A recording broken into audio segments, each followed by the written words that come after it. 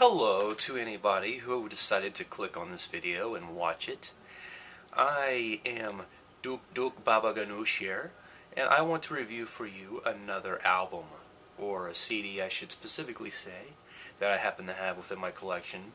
I'm going to censor myself here because I don't want to offend people who don't like naughty words, and though I'd say it's very least likely that anybody's going to watch this video.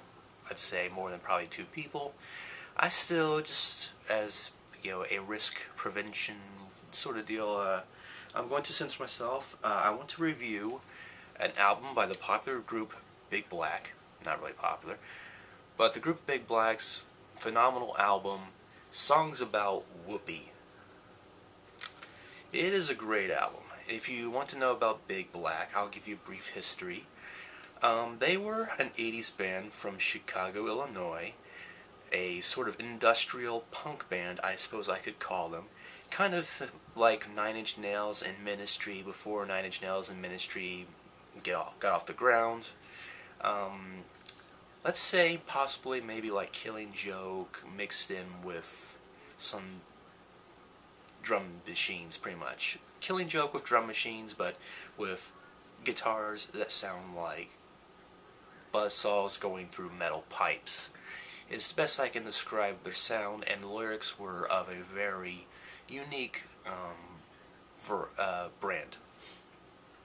Lyrics that could be quite scary. Now, I want to give you a sample of this wonderful album, Big Black's Songs About Kissing Your Mother and Saying Hello. I'm just going to play you just one song. The first song, The Power of Independent Trucking, from the album Songs About Making Sweet Love.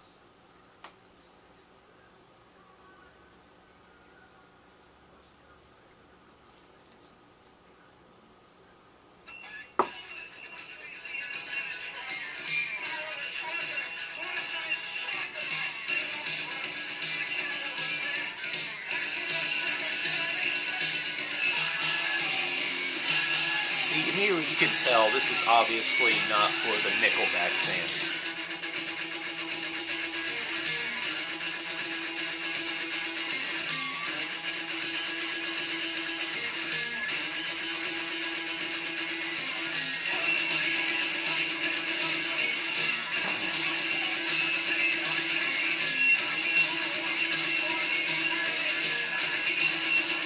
Best I could see, this is quite interesting, but uniquely for the decade of the 1980s.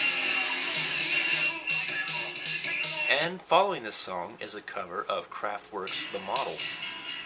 Way better than the original, I do believe. At least I think so.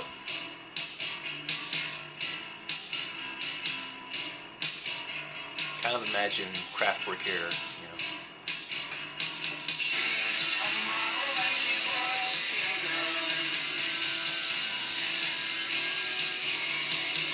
But take her home with me, that's understood. Well, there's a small sample. Yes, I want to say I do enjoy this album quite much. It is uniquely an 80s album, very much. I don't think I could imagine an album like this being made today. It was even unique for its time when it was released in 1987. It was not a popular album by any means, but it was influential. Steve Albini, the lead singer of Big Black and the main songwriter, is very popular, knowing he's known for producing the Pixies' Surfer Rosa in the following year, and for Nirvana's In Utero in 1993, among many other albums. I can't think of them all, but basically the 2 main popular examples would be the Pixies' Surfer Rosa and Nirvana's In Utero. It is a great album, but not for everybody. It is obviously, for me to have to censor the title here, and like so, it's not everybody's alley. The lyrics are a very interesting kind. See, of the different songs on here, there's songs pretty much about sociopaths, essentially. There's songs about murderers, songs about drugs, about bizarre things, and I can't even understand some lyrics when I'm listening. I have to find a lyric sheet somewhere. But basically, you just got to appreciate the art of it, you know. Realize that Steve Albini's approach, while with Big Black, was to be confrontational and to purposely offend and to alienate critics. And, you know, one of the best times to be a punk rocker of any sort was the 80s, before, Nirvana hit off in 1991, and then we got Green Day hitting it off 3 years later, and punk became this sort of cartoon that you see it as today. It was actually dangerous back in 1987 when this album came out to be under such a label. So, essentially, as it is, it's I think it is quite an interesting release. I kind of think of it like a slightly more industrial, new wave-ish version of Slayer's Raining Blood.